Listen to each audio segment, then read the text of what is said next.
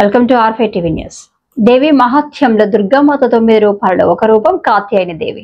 ఈ రోజు అమ్మవారు ఎరుపు లేదా తేనె రంగు వస్త్రాలలో సింహవాహనంపై కూర్చుని 3 కళ్ళు 4 చేతులతో ఒక చేతిలో కత్తిని కలిగి మరొక చేతిలో త్రిశూలం కలిగి భక్తులకు దర్శన భాగ్యం ఇస్తున్న అమ్మవారు.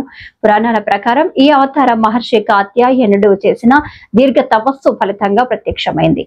అశుభ శక్తుల వినాశనం, సత్య ధర్మాల స్థాపన కోసం శక్తి స్వరూపిణి కాత్యాయని దేవిగా అవతరించింది. శ్రీమాత్రే నమః. నందగోప సుతం దేవి పతిమ్మే కురుతే నమః అంటూ ద్వాపర యుగాంతంలో గోపాల బాలికలు అనేక మంది వారి యొక్క గురూపదేశం ప్రకారం కాత్యాయని వ్రతం చేసినట్టుగా మనకు భాగవత గాథ. కాత్యాయని వ్రతం వల్ల వివాహం జరుగుతుంది అని చెప్పి కాత్యాయని వ్రతం చేసి అనతి కాలంలోనే ఆ కన్యకలందరూ కూడా వివాహం పొందారు.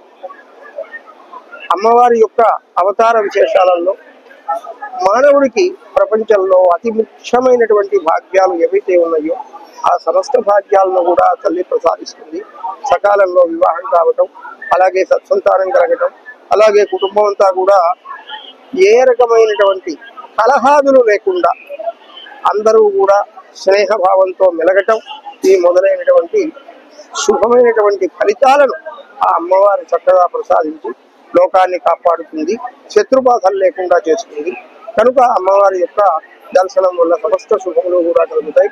ఈనాడు ఇంద్రకీలాద్రి మీద వేయించేసి ఉన్నటువంటి కనకదుర్గాంబ కాత్యాయని స్వరూపంతో దర్శనమిస్తున్నారు. కనుక అమ్మవారిని ఈరోజు భక్తులంతా కూడా దర్శించి అమ్మవారి అనుగ్రహంతో సర్వ విధములైనటువంటి శుభాలను పొందగలరు. శ్రీమాత్రే.